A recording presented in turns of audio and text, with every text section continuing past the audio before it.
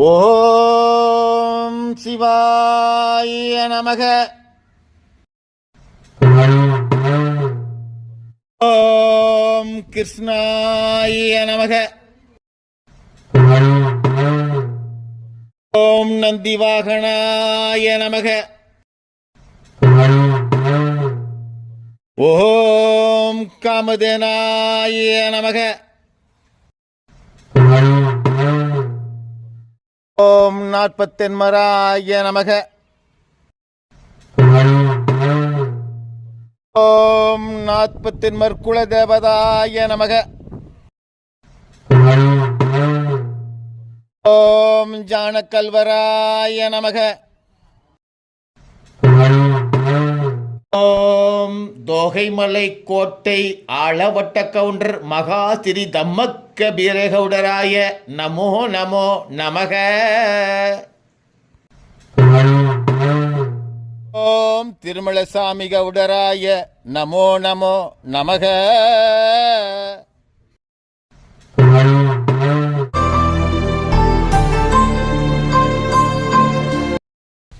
ஓம் பராசக்தியே போற்றி. ஓம் மகாலட்சுமியே போற்றி. ஓம் நாராயணா போற்றி. ஓம் நமச்சிவாய போற்றி. ஓம் தங்கமுனியப்ப சாமி போற்றி போற்றி. அன்பு கலந்து ஆசை நிறைந்து பண்போடு வாழுகின்ற அத்தனை சான்றோர் பெருமக்களுக்கும் எல்லா வகை மேன்மையும் பெற்று எல்லா வகையான தர்மமும் செய்து வாழ்வாங்கு வாழுகின்ற தாய்மார்களுக்கும் உலகெங்கும் வாழுகின்ற காமுகுல காப்பு ஒக்களிக மகாஜனங்கள் அத்தனை பேருக்கும் பணிவான வணக்கத்தை பணிவன்போடு தெரியப்படுத்திக் கொள்கின்றோம். நல்லதொரு நிலையிலே, நல்லதொரு நாளிலே, நல்லதொரு நேரத்திலே உலகெங்கும் இருக்கின்ற அத்தனை காமுகுலத்தவர்க்கும் வரலாறை தெரிந்து கொள்வதற்கு வேறு உதவியாக தமிழன் 02447 என்ற சேனலின் வழியாக ஒளிபரப்பு செய்து கொண்டிருக்கின்ற நன்மை தரக்கூடிய இளைஞர் பெருமக்களுக்கும் நன்றியை தெரிவித்துக் கொண்டு இந்த தொடரிலே நாம் காணப்போகின்ற, நாம் தெரிந்து கொள்ளப் போகின்ற தகவல்களுக்கு முன்பாக நடந்து சிறப்பு செய்த 3 தொடர்களையும் கண்ணார கண்டு மனதார சிந்தித்து வாழ்த்துக்களை தெரிவித்த அத்தனை நல்ல உள்ளங்களுக்கும் நன்றியினை மிகுந்த அன்போடு தெரியப்படுத்திக் கொள்கிறேன். இந்த நல்ல நிலையிலே இந்த தொடருக்கு ஏற்பாடு செய்து கொடுத்திருக்கின்ற எல்லா மதிப்பும் ஒருங்கே அமைய பெற்ற உலகெங்கும் வாழுகின்ற அத்தனை சமுதாய மக்களும் மேன்மையோடு இருக்க வேண்டும் என்ற நல்ல எண்ணத்தோடு திகழ்கின்ற ஆளவட்ட கவுண்டர் தோகமலை கோட்டையிலே பரம்பரையாக வாழுகின்ற குலகுருசாமி அவர்கள் வம்சாவளியிலே உருவாகி இருக்கின்ற தற்கால ஆளவட்ட கவுண்டர் மகாதிரி ஜோதி சவணமுத்து கவுண்டர் அவர்களையும் இந்த கோவிலுக்கு திரு தங்க முனியப்பசாமி சிறப்பான வகையிலே அருள் கடாட்சம் செய்து என்ன நினைத்து வேண்டுகிறோமோ அத்தனை வேண்டுதல்களையும் நிறைவேற்றுகின்ற தங்க முனியப்பசாமி குதிரை வாகனத்திலே எல்லா வகை மேன்மையும் செய்வதை போல் காட்சி தருகின்ற திருநிலையிலே இருந்து இந்த கோவிலுக்கு சேவை செய்கின்ற அரண்மனையை சார்ந்த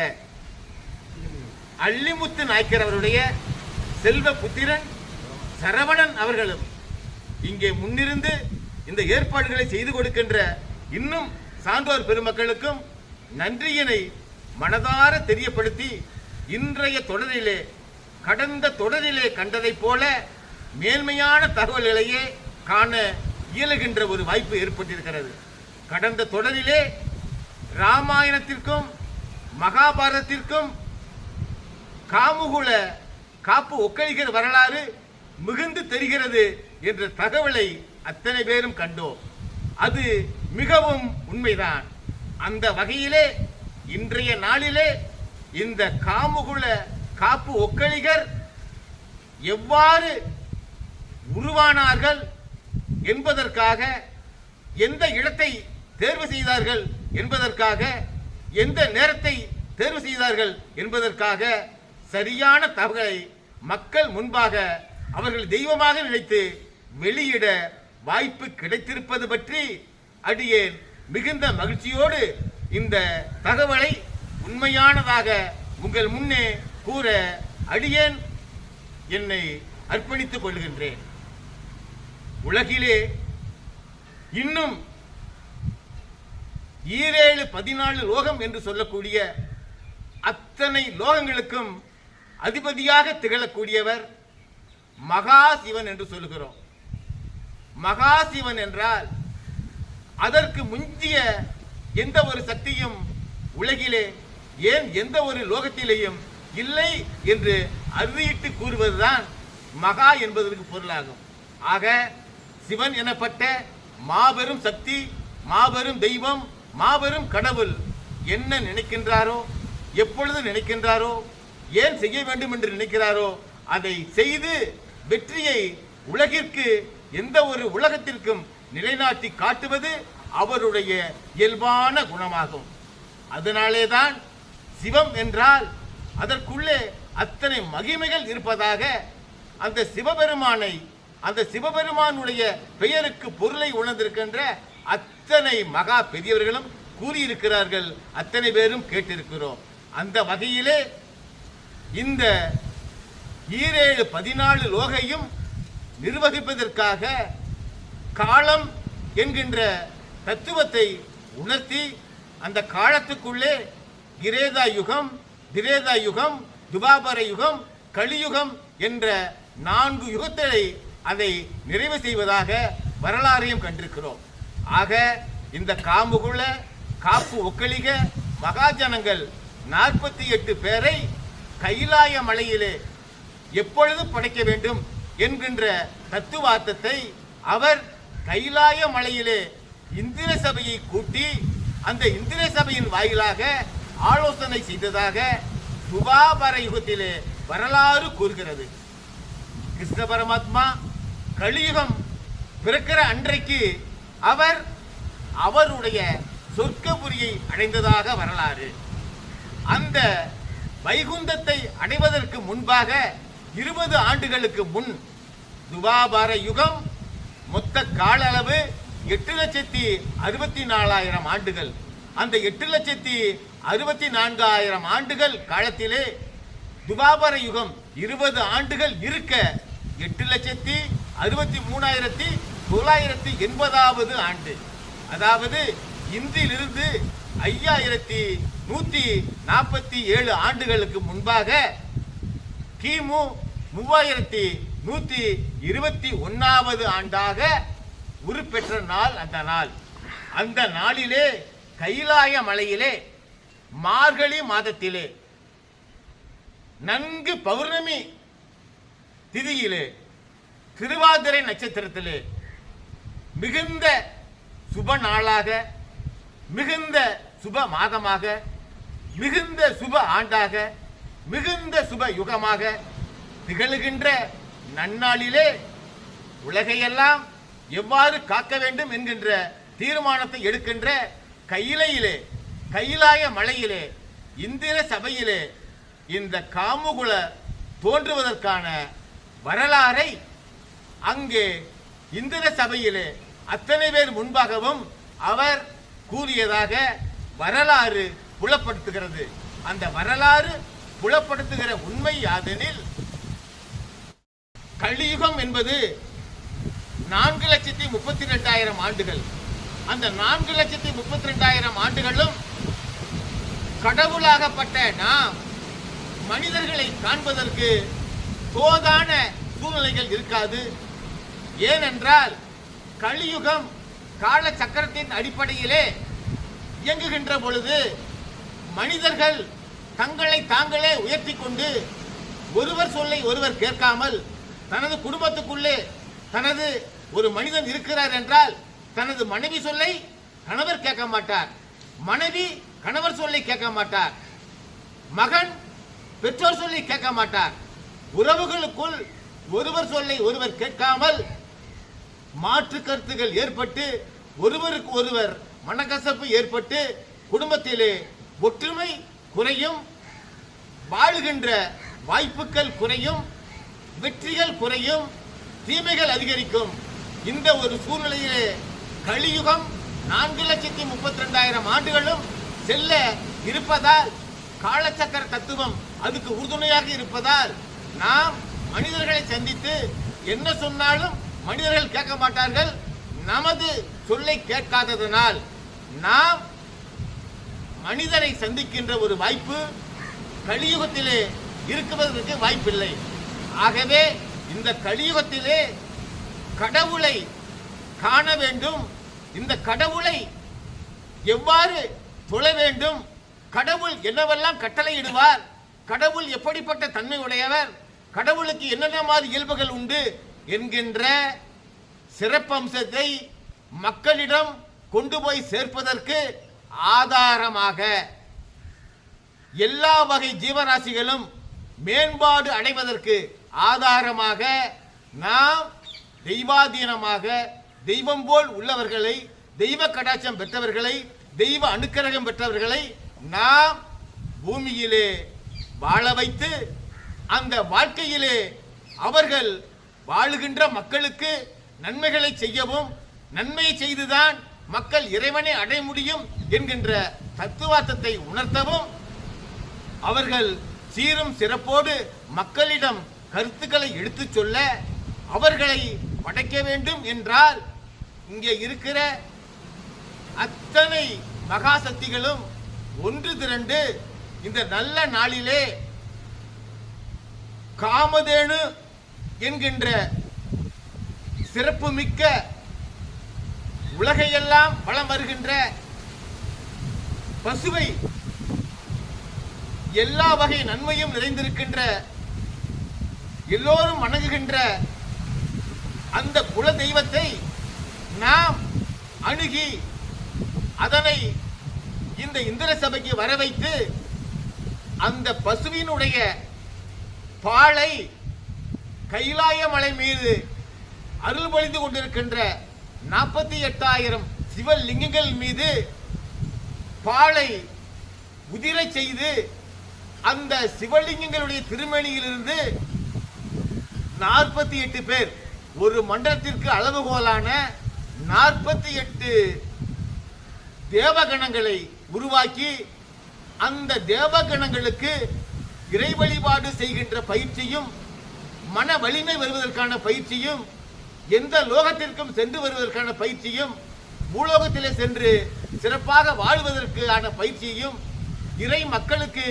என்ன தூதை சொல்ல வேண்டும் என்கின்ற பயிற்சியையும் அந்த இந்திர லோகத்திலே, அந்த இந்திர சபையிலே, அந்த சந்திர சபையிலே, அந்த சூரிய சபையிலே, அந்த சொர்க்கத்திலே, அந்த மேன்மையான வைகுந்தத்திலே எல்லா வகையான இடங்களிலும் இந்த 48 தேவகணங்களும் சென்று என்னென்ன பணியாற்ற வேண்டும், எவ்வாறெல்லாம் பணியாற்ற வேண்டும், எப்பொழுதெல்லாம் பணியாற்ற வேண்டும் என்கின்ற தத்துவார்த்தத்தை உணர்த்த அந்த இந்திர சபையிலே சிவபெருமான் முற்பாடு செய்கிறார். அந்த முற்பாடு செய்ததின் காரணமாகத்தான் காமதேனு உடனடியாக அங்கே பிரசன்னமாகி, ஐயா கடவுளே, நீங்கள் தான் உலகை படைப்பது என்று உலகோருக்கு தெரியும். ஆனாலும் இந்த நல்ல சூழ்நிலையிலே கைலாய மலை மீது அருள்பாலிக்கின்ற 48,000 சிவலிங்கங்கள் மீது பாலினை பொழிய நீங்கள் சொல்லும் பொழுது எனக்கு மிகுந்த சந்தோஷமாக இருக்கிறது. எவ்வளவு பால் வேண்டுமோ அவ்வளவு பாலினையும் இந்த 48,000 லிங்கங்கள் மீது இப்பொழுது பொழியவா என்று கேட்க, ரொம்ப மேன்மையான குணத்திலே சிவபெருமானும் இந்திர சபையிலே கூடியிருக்கின்ற அத்தனை பேரும் நந்தி வாகனமும் முன்னிற்க 48,000 லிங்கங்கள் மீது பாலை கடல் போல், கடலிலே இருக்கிற நீர் போல் அங்கே கடவுளுடைய அனுக்கிரகத்தால் பொழிய அந்த பாலின் மீது ஆகாயத்திலே இருக்கின்ற சூரிய பிறப்பை ஒளிப்பட, ஆகாயத்திலே காற்றுப்பட, அந்த கைலாய மலையிலிருந்து 22,000 அடி உயரத்துக்கு கீழாக இருக்கிற பூமியிலே அந்த பால் பட, அக்னி பட, இவையெல்லாம் ஒன்று சேர்ந்து சிவ மந்திரத்தின் அனுக்கிரகத்தினாலே 48 தேவகணங்கள் உருவாகிறார்கள். அந்த 48 தேவகணங்களும் உடனடியாக சிவபெருமானையும் இந்திர சபையையும் பார்த்து பணிவோடு வணங்கி அவர் முன்பாக நிற்கிறார்கள். ஆக சிவபெருமான் அதன் பின்பாக அந்த 48 பேருக்கும் ஆசீர்வாதம் செய்து அவர்களை வரிசைப்படுத்தி இந்திர சபையிலே நல்லதொரு வரலாறை சொல்ல ஆரம்பிக்கிறார். இன்றைய தேதியிலிருந்து இன்னும் 20 ஆண்டுகள் கழித்து கலியுகம் பிறக்கும். கலியுகம் பிறந்தால் மனிதன் கடவுளை கண்ணிலே காண முடியாது, சொர்க்கத்தை கண்ணிலே காண முடியாது, இந்திர சபையை கண்ணிலே காண முடியாது, இன்னும் 14 லோகத்தையும் காண முடியாது. அவர்கள் எந்த பகுதியிலே வாழ்கிறார்களோ அதை மட்டும்தான் பார்க்க முடியும். ஏனைய பகுதிகளுக்கெல்லாம் சென்று வர அவர்கள் அந்த ஒரு யுகம் தவமான தவம் இருக்க வேண்டும். அந்த தவமா இருந்தால்தான் அடுத்து பிறக்கின்ற யுகத்திலே அவர்கள் கைலாய மலையை அடைய முடியும். ஆக இப்பொழுது வளமாய் இருக்கின்ற, இப்பொழுது நலமாய் இருக்கின்ற இந்த 14 உலகங்களிலும் கலியுகத்திலே மட்டும் பூலோகம் என்கின்ற பூமி வேறுபட்டு, அந்த பூமியிலே ஆளுகின்ற மனிதர்கள் வேறுபட்டு பலவாறு தங்களை சிதைத்து ஒருவர் மீது ஒருவர் பழி சுமத்தி வெற்றி பெற்று விடுவோம், வெற்றி பெற்று விடுவோம், வெற்றி பெற்று விடுவோம் என்று போராட்டத்துக்கு மேல் போராட்டம் செய்து 4,32,000 ஆண்டுகள் முடிவிலே நாம் செய்தது அத்தனையும் தவறு. யார் மீதும் நாம் சண்டைக்கு போகக்கூடாது, யார் மீதும் போர் தொடுக்க போகக்கூடாது, யார் மீதும் பொறாமைப்படக்கூடாது, யாரையும் இழிசொல் சொல்லக்கூடாது, யாருக்கும் உதவி கேட்டு வந்தவர்களுக்கு உதவாமல் இருக்கக்கூடாது என்கின்ற தத்துவார்த்தத்தை புரிய 4,32,000 ஆண்டுகள் ஆகும்.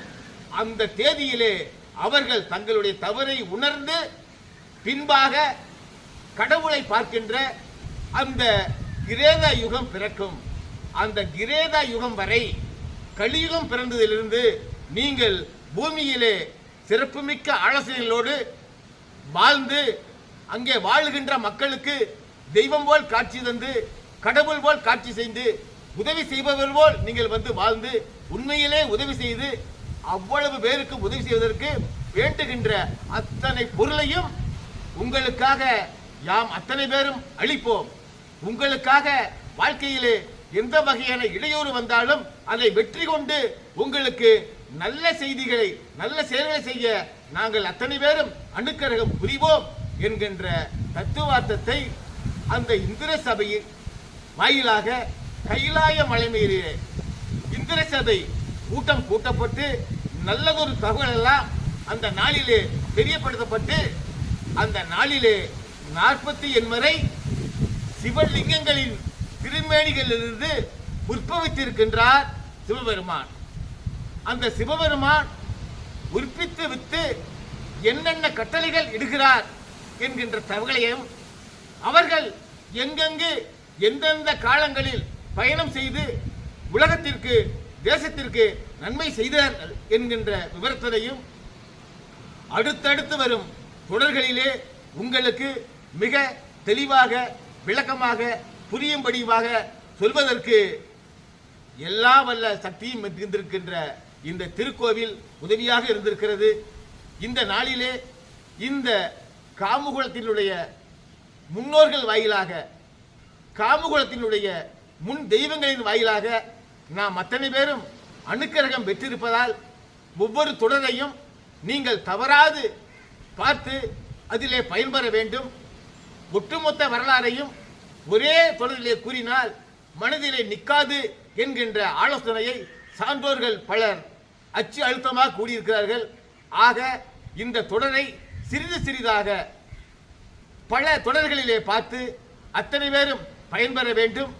இதை அவ்வளவு பேரும் நல்ல வகையிலே கண்டு உங்களுக்கு இருக்கும் உறவுகளுக்கும் உங்களுக்கு இருக்கின்ற நட்புகளுக்கும் ஏனையோருக்கும் இந்த தகவல் போய் சேரும் வண்ணமாக கண்டு இந்த தொடருக்கு தேவையான தகவல்களை நீங்கள் கூற வேண்டுமானால் அதிலே விமர்சனங்களிலே பதிவிட்டு நல்லதொரு நிகழ்வை எல்லோருக்கும் போய் சேரும்படியாக செய்ய வேண்டும் என்று இந்த தொடரை பார்த்து கொண்டிருக்கின்ற, இந்த தொடரை கேட்டுக் கொண்டிருக்கின்ற, இந்த தொடரிலே கலந்து கொண்டிருக்கின்ற அத்தனை பேரையும் பணிவோடு கேட்டுக்கொண்டு இந்த தொடருக்கு வாய்ப்பளித்த அத்தனை நல்ல உள்ளங்களுக்கும் நன்றி கூறி இந்த தொடரிலிருந்து அடுத்த தொடருக்கு வரும் வரை விடைபெறுகிறேன். நன்றி, வணக்கம். ஓம் சிவாய நம, ஓம் சிவாய நம, ஓம் சிவாய நம.